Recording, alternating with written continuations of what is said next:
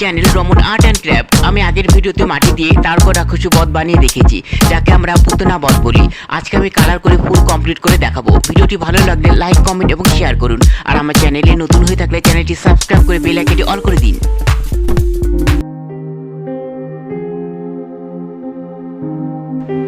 তো গাইস, প্রথমে আমি হোয়াইট কালার করে নেব এবং তারপর কালার করে ফুল কমপ্লিট করে ডেকোরেশন করে দেখাবো। আর আজকের ভিডিওতে আমি দেখাবো আমি কোন কালার ইউজ করি মূর্তি রং করার ক্ষেত্রে।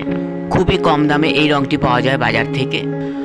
তো বন্ধুগণ, আমার ভিডিও আপলোডের সময় বিকেল 5টার মধ্যে আপনারা আমার ভিডিও পেয়ে যাবেন। আপনাদের আর্ট অ্যান্ড ক্রাফট ক্যাটাগরির যে সমস্ত ভিডিও প্রয়োজন আমাকে কমেন্টে লিখে জানালে আমি সেই ধরনের ভিডিও আপনাদেরকে দেখানোর চেষ্টা করব। তো বন্ধুগণ, মূর্তি কালার করার ক্ষেত্রে প্রথমে হোয়াইট কালার করে নেবেন। হোয়াইট কালার করলে কি তার উপর যে কোনো কালার করলে ফুটে ওঠে। পুরো ভিডিওটি আমি আপনাদেরকে আজকে স্টেপ বাই স্টেপ দেখিয়ে দেব। আপনারা ভিডিওটি স্কিপ না করে পুরো ভিডিওটি দেখতে থাকুন, তাহলে বুঝতে পারবেন। এখানে আমি হোয়াইট কালারটি খড়ি মাটি দিয়ে কালার করছি।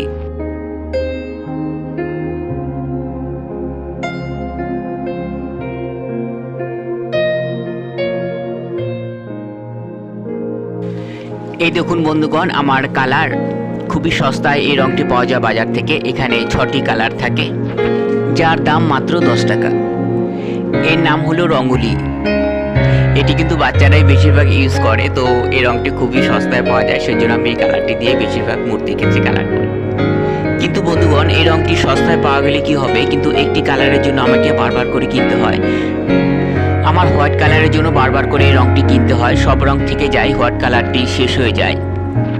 আর রং করার ক্ষেত্রে হোয়াইট কালারটি আমার বেশি লাগে, কারণ যে কোনো কালারের ক্ষেত্রে হোয়াইট কালার মিক্সচার করেই রং করতে হয়। এখানে আমি তারকা রাক্ষসীর গায়ের কালার মেটো কালারের সঙ্গে সামান্য হোয়াইট কালার মিক্সচার করে নিয়েছি। তো এই রংটি আমি দুবার করব। তো এই রংটি কমপ্লিট হয়ে গেলে এই রঙের ওপরে আবার আমি আরেকটি চিকচিকি ধরনের রং মিক্সচার করে এর উপরে আবার আমি রং করে নেব।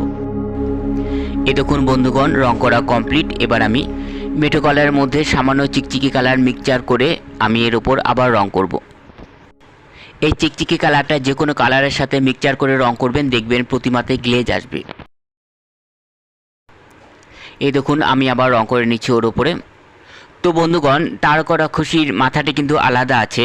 আমি যে কোনো মূর্তি তৈরির ক্ষেত্রে মাথা আলাদা সেট করি, কারণ চোখ নাক মুখ আঁকতে এতে সুবিধা হয়, সেই জন্য আমি মাথাটিকে আলাদা রাখি।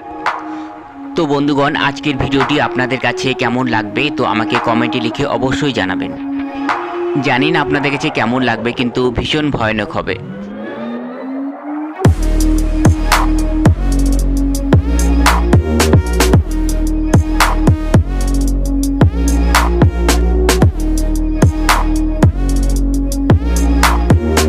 এই দেখুন বন্ধুগণ, এবার আমি মাথাটি তুলে নিয়ে চোখ নাক মুখ এঁকে নেব। তো বন্ধুগণ, অনেকেই জানতে চেয়েছে যে আমি মুখের সাজ কি করে বানাই। তো আমি ডেসক্রিপশন বক্সে লিংক দিয়ে দেবো, সেখান থেকে আপনারা ভিডিওটি দেখতে পারবেন। তো বন্ধুগণ, দেখতে থাকুন ভিডিওটি।